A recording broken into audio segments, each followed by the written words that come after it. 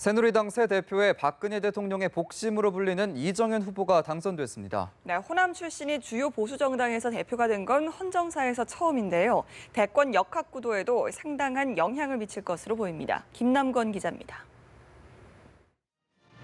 이정현 후보는 사전투표, 여론조사, 현장투표 합산 결과 총 44,421표를 얻어 31,946표를 얻은 비박계 주호영 후보를 여유 있게 물리쳤습니다. 범친박계 이주영 후보와 중립성향 한성교 후보는 각각 3, 4위를 차지했습니다.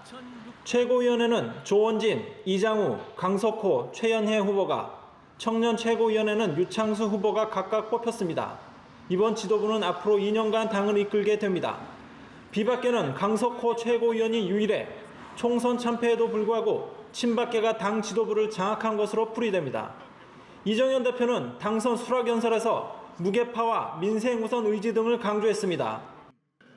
지금 이 순간부터 새누리당에는 친박, 비박 그리고 그 어떤 계파도 존재할 수 없음을 선언합니다. 국민의 삶 속으로 뛰어들겠습니다. 이정현 당대표 선출엔 변화를 통해 정권 재창출을 바라는 보수 표심의 적극적 지지가 작용한 것으로 해석됩니다. 호남 출신에다 새누리당 불모지 호남에서 2번 연속 당선된 스토리를 가진 이정현을 당대표로 내세워 정권 재창출의 불씨를 살리겠다는 표심이 표출됐다는 분석입니다. 막판 비박 단일화에 맞선 친박 주류의 물밑 지원도 승인입니다. 주호영 후보는 비박계 단일 후보로 당권을 노렸지만 낮은 대중적 인지도가 발목을 잡은 것으로 해석됩니다. 영남당으로 상징되는 보수정당에서 호남 출신 인사가 당대표에 오름으로써 4.13 총선에서 금이 가기 시작한 지역 패권주의 붕괴 속도가 보다 빨라지지 않겠느냐는 관측이 나옵니다. 또 친박 주류가 대선 필승 카드로 추진하고 있는 반기문 대망론도 힘을 받을 걸로 보입니다. TK가 텃밭인 새누리당의 호남 당대표가 충청 출신 반기문 유엔 사무총장을 대권 주자로 영입해 TK, 호남, 충청, 삼각벨트를 형성하면 대선에서 승리할 수 있다는 것입니다. 다만 도로 친박당이라는 비판도 불가피할 것으로 보입니다.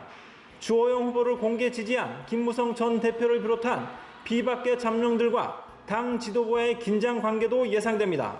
연합뉴스TV 김남권입니다. 차기 대선 레이스를 관리할 새누리당의 새 지도부가 꾸려지며 여권의 대선 시계도 빨라질 전망입니다. 네, 특히 호남을 등에 업은 친박계 이정현 대표가 당권을 잡으면서 반기문 대망론에 한층 힘이 실릴 거라는 관측입니다. 한승호 기자입니다. 호남 출신의 원조 친박 이정현 대표 탄생으로 여권 잠룡들의 희비가 엇갈리게 됐습니다. 우선 친박계가 대선 필승 카드로 밀고 있는 반기문 대망론이 이정현 체제 출범과 함께 탄력이 붙을 것으로 보입니다.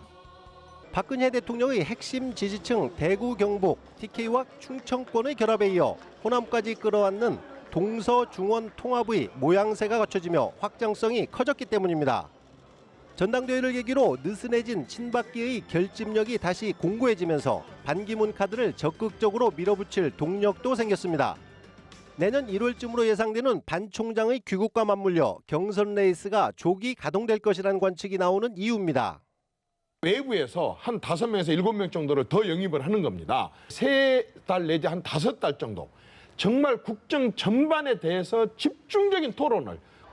이 같은 셈법 속에 친박계가 레이스 막판 이정현 대표에게 표 몰아주기에 나선 만큼 이 대표 역시 반 총장 지원에 적극 나설 것이라는 게 대체적인 전망입니다.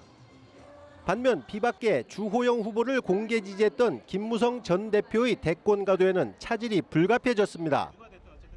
이 과정에서 힘을 보탠 오세훈 전 서울시장과 남경필 경기지사, 원희룡 제주지사 등 비박계 잠룡들도 당분간은 운실의 폭이 좁아질 것으로 보이며 반기문 대망론 속에 새로운 진로를 모색할 것으로 보입니다. 연합뉴스TV 한승호입니다.